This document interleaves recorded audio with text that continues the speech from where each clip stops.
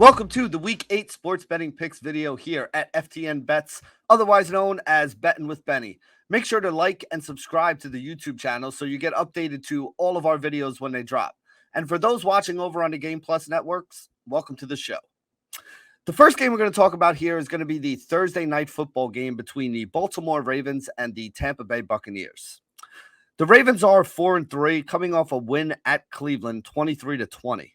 The Bucs are 3-4, coming off a loss at Carolina, 21-3. A very bad loss, one that people didn't expect, especially after Carolina went and traded away Christian McCaffrey right before the game, traded away Robbie Anderson last weekend. It seems like there's a fire sale going on, but they really came together and got a good victory over the Tampa Bay Buccaneers, 21-3. You know, when I break this game down, I do think Baltimore is better on a neutral field. The game is in Tampa. I had Baltimore about 2 points better, factor in home field advantage. And I basically got to pick them on this game. And it was interesting because DraftKings opened this game Tampa Bay -1.5. FanDuel opened this game Baltimore -1.5. So when you're down there around the 0, 1 point in either direction, it's really not that big a deal here. Like I said, it is. I have it as a pick 'em. I would lean to the Baltimore side. I would rather tease Baltimore up to 7.5 than tease Tampa Bay up to 7.5 if I had to choose one of them. So if you can get Baltimore at plus money on the money line, that would probably be the way that I lean, because I do think that it's basically a coin flip here.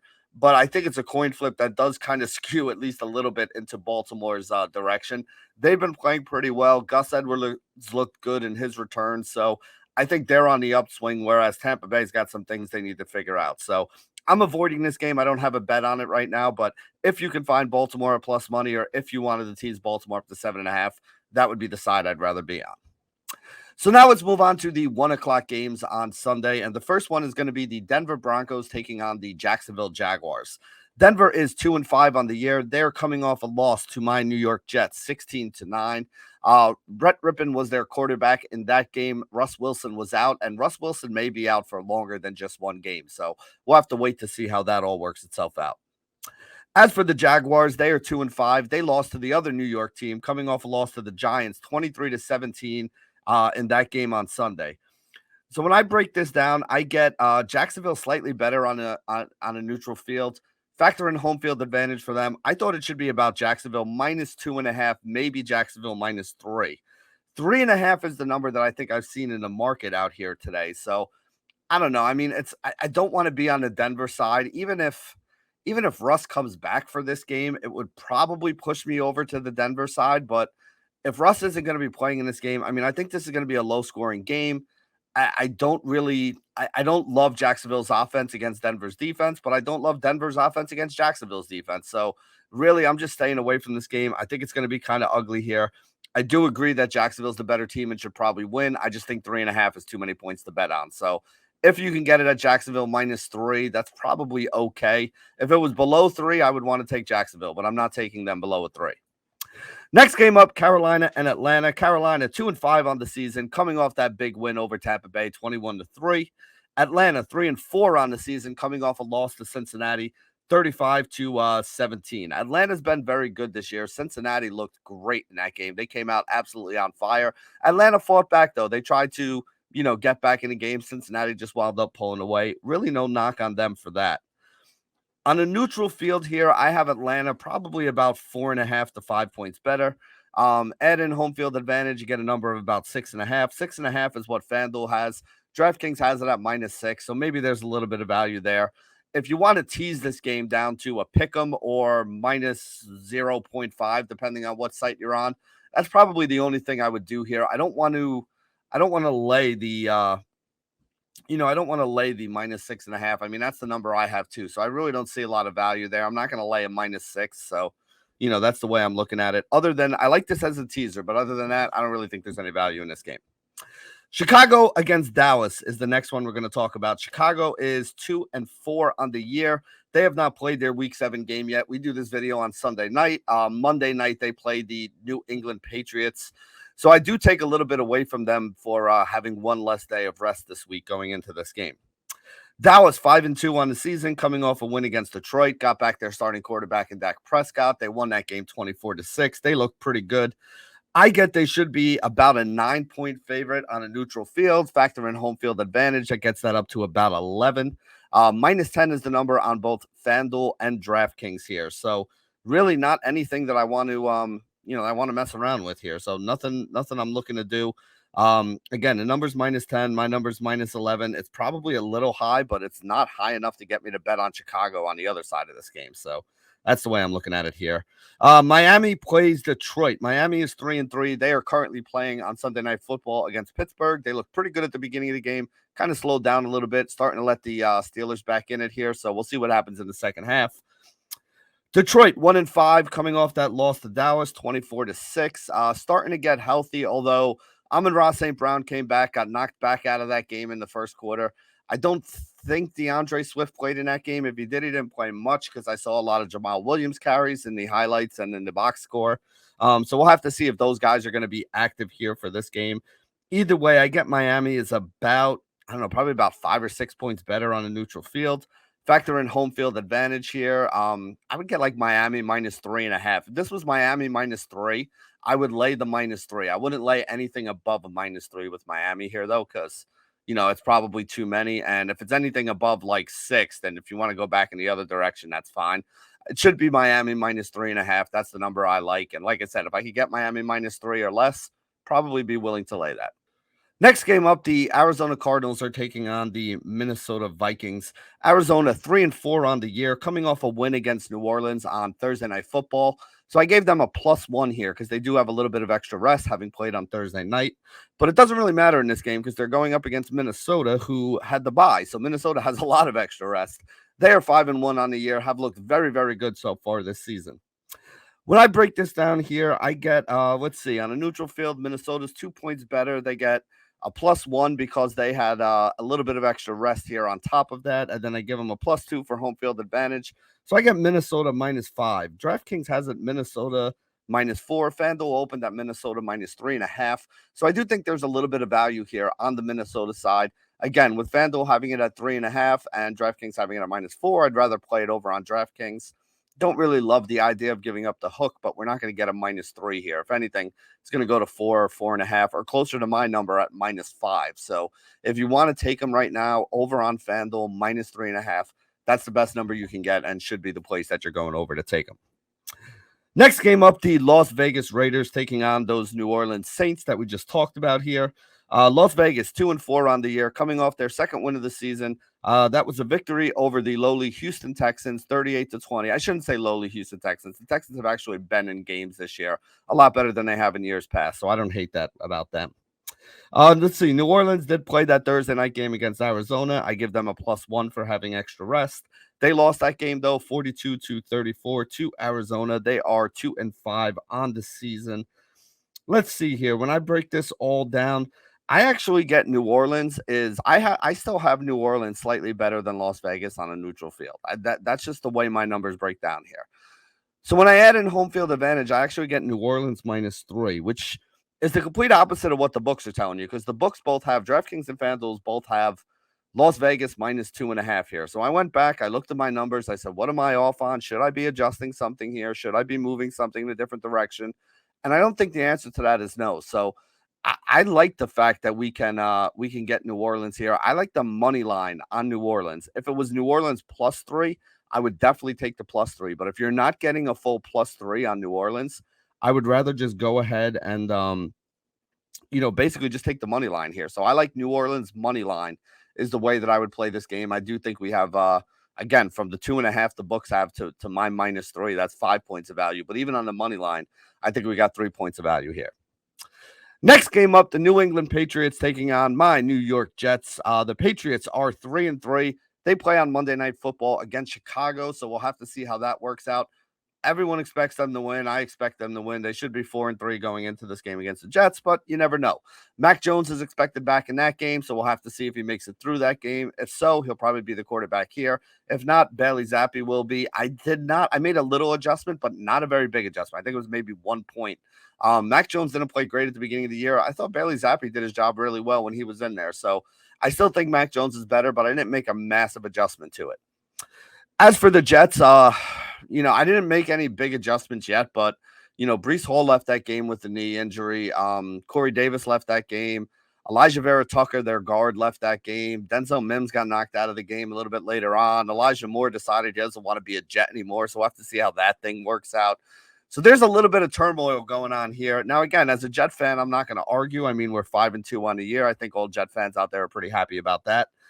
But I do think it could affect the way things go here. So I don't know. I have the Jets about 2 points worse than New England on a neutral field. So when you factor in home field advantage, I get that this should probably be a pick 'em. The numbers that I see are slightly favoring New England at the moment. Again, we got to see how all those injuries work out for the Jets.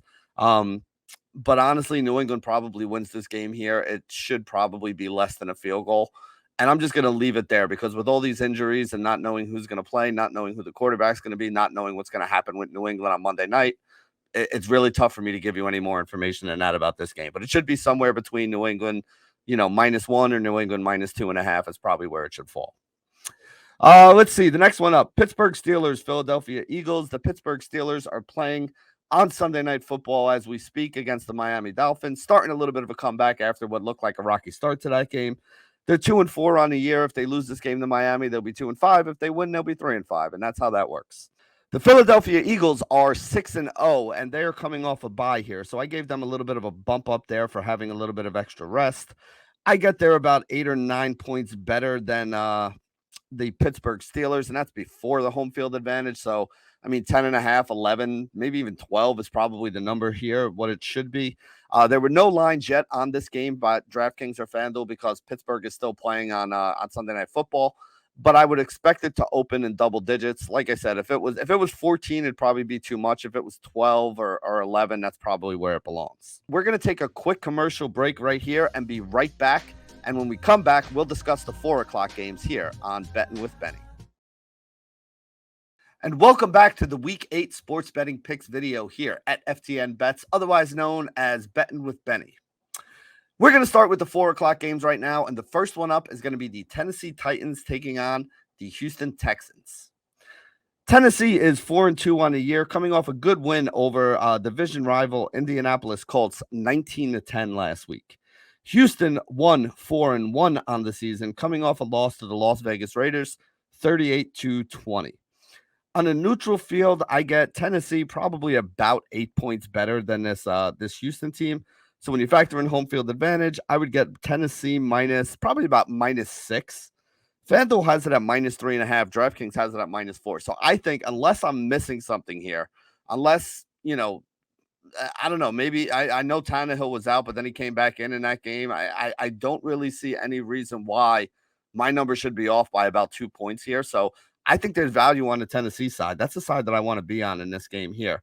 Again, 2 points of value. -4 to -6, or actually on DraftKings, 2.5 points of value. I'm sorry, on FanDuel, -3.5 is what FanDuel opened at. So 2.5 points of value from my number to that here. So I do like the Tennessee side. I would be willing to lay 3.5. If it was -3, everybody would be all over this. So I get why it's 3.5. And I know some people don't like laying the hook, but I think this Tennessee team looks pretty good lately, and I think they're going to roll over the Houston Texans. Again, I like the Texans. I like what they're doing. I like the fact that they stay in games. They just don't have the talent, though, to compete at this level. So the next one I want to talk about, the Washington Commanders taking on the Indianapolis Colts. Washington is 3-4, coming off a win against Green Bay, 23-21, with Taylor Heineke back under center, which was good to see. Also good to see that Terry McLaurin is still a really, really good NFL player. He's just not an NFL player that Carson Wentz likes. So I don't know, maybe he doesn't do Bible study or whatever. So Wentz and him were not boys, and that didn't work out. But he looked good in his first game back with his old QB, Taylor Heineke, from last year. Indianapolis, 3-1 on the year, coming off a loss to Tennessee, 19-10. Let's see. When I break this down, I get Indy probably about 4 points better on a neutral field. So I get them Indianapolis -6. DraftKings and FanDuel only have it at -4, and I just think that's wrong. I don't think Indianapolis is only 2 points better than Washington. Maybe they're bumping up Washington with Taylor Heineke instead of Carson Wentz. I did not do that. I didn't knock them down, though, either. I think I may have knocked them down like a point or so. It wasn't that big a deal. But basically what this line is telling me is that, the bettors and the books out there think that, they're actually better off with Taylor Heineke than they are with Carson Wentz. And I'm not sure if I agree with that. So I like the number here. I do think that we can get some value. I have no problem taking Indianapolis -4 on either DraftKings or FanDuel. It's the same on both. See how it goes during the week. If one of them moves up, play it on the other one there when you're watching this video. San Francisco taking on the Los Angeles Rams is the next 4 o'clock game to talk about. San Fran is 3-4, coming off a loss to Kansas City, 44-23. The Rams are coming off a bye; they're 3-3, so we give them a little bit of a bump up. Plus, they're at home here, so I actually think the Rams should be favored in this game. I have Rams -1. Again, they have extra rest; they're playing at home. Those are all things that need to be factored into this. And again, I didn't have if you're basically saying that San Francisco needs to be favored, then you would say that San Francisco is about 4, maybe 5 points better than the Rams on a neutral field. That's a little bit too much for me to say. 3 points, maybe. You could argue 3 points. If you told me you got to pick them on this game, I wouldn't really argue with it. But San Francisco being favored -1.5 here, I think that the public is going to be on San Francisco pretty heavy, and that's why they put them San Francisco -1.5. But that only means that we probably have some value on the other side. This game is basically a coin flip to me. If you can get it at plus money, then whichever side you can get plus money on, there's probably value there. If you can get both sides at plus money, then hell, bet them both, and you get a little bit of a little bit of an arbitrage situation there. So I do think it belongs somewhere around -1, but -1 in either direction is not that big a move in sports betting, especially with the NFL. So don't put too much stock into it if one team is favored by one or the other. That brings us to the last 4 o'clock game we have here. The New York Giants taking on the Seattle Seahawks.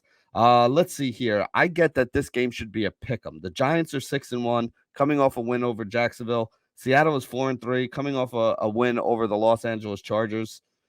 I mean, like I said, I think this should be a pick 'em basically here. The Giants are plus 126 on FanDuel on the money line, and on DraftKings, they're plus 110 on the money line. So for me, the best way to play this game, take the New York Giants, take the New York Giants on the money line, and take them over at FanDuel at plus 126. I think there's value here. Like I said, I think this game should be a pick 'em. I respect Seattle. We do have to keep an eye on DK Metcalf, who left that last game with an injury. We'll see how serious of an injury that is. But again, probably not going to be a massive adjustment, but maybe a little bit of an adjustment I would make there, which only makes me like the Giants money line even more if DK Metcalf's not going to play.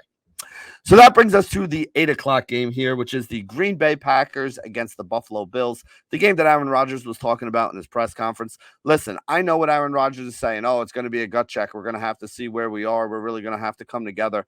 I don't believe any of that right now, to be honest with you. This Green Bay Packers team does not look good at all. They are 3-4 on the year. They're coming off a loss to the Washington Redskins, 23-21, on the heels of a loss to the New York Jets, on the heels of a loss to the New York Giants. So, this is a team that's in a tailspin right now and really needs to pull themselves out. And I don't think you do that against a Buffalo team who many consider to be the best team in the league this year. Buffalo is 5-1. They're coming off a bye as well, so they even had a week to rest a little bit and kind of get healthy. I mean, I get Buffalo -11 is my number. I have them about 9 points better on a neutral field. Factor in home field, -11. Actually, you know what? I lied. I actually get them -12 because I forgot to do the other factor that I had here for home field advantage. So Buffalo -12 is the number I would look at. They are -10.5 on DraftKings and FanDuel. I don't even think that's enough. Like if you want to delay -10.5 with Buffalo, if it was -10 somewhere at even money, I would be willing to lay the -10. 10.5 is a little bit above that. But again, Buffalo's one of the teams I don't mind laying points with because they don't take their foot off the gas. They're still going to be throwing in the third and fourth quarter. That's just what Buffalo does. So Buffalo -10.5. I don't mind it. I would much rather the 10, but if you want to bet on it at 10.5, I still think there's value based on my number. And that brings us to the Monday Night Football game, our final game for Week 8 here. And that's going to be the Cincinnati Bengals taking on the Cleveland Browns. I get Cincinnati is about 3, maybe 4 points better on a neutral field. So factor in the home field advantage. I get Cincinnati -1.5. Cincinnati -3 is the number there. And I get it because if it was below 3, everybody I think would be betting on Cincinnati and just laying the 2.5 points here. So the books had to make this -3. And it makes sense to me that they did. If you could find it below a -3 anywhere, bet on it. But I'm not going to bet on it at -3 because, like I said, my number only comes out to like -1.5. So I would already be taking too much. At 2.5, I would be willing to buck my number a little bit and still bet the -2.5 on Cincinnati. But at -3, I'm going to be staying away from it here. Cincy 4-3 on the year, coming off a win against Atlanta, 35-17. They look really good in that game. So, again, I don't want to say to lay the -3 even, but if you ask me which way I would lean, I'd probably rather lay the -3 with them than take a -3 on the other side with Cleveland. Cleveland 2-5 on the year. They're coming off a loss to Baltimore, 23-20. I know they lost, but that's not a bad loss. You lose to a Baltimore team that a lot of people have in the top, I don't know, 5 to 7 of their power rankings or so. That's a good loss, so I don't mind that one at all. But yeah, that's the way everything kind of works out here. Like I said, it's probably a few too many points at -3. My number was only -1.5, but it's not enough points to get me to bet on the Cleveland Browns side. So there you go. That's going to wrap it up for all the games that we talk about every week here on Betting with Benny with the Week 8 Sports Betting Picks video. Remember, you can get over to FTN Bets, get all the prop bets, all the expert analysis, all the charts, all the graphs, all the data, everything that you're looking for to make you a better and more profitable bettor out there. Use promo code Benny over at ftnbets.com. You can save 20% off on any package. That promo code Benny, little trick for you guys here. It works over on FTN Fantasy and FTN Daily too. If you're looking to get a little bit of DFS action in, or if you're somebody who needs some help with your fab bidding and your waiver wires, we got you covered in all aspects over at FTN. So for my producer Quan, this is Benny signing off for another episode of Betting with Benny here at FTN Bets. Good luck this week, everybody.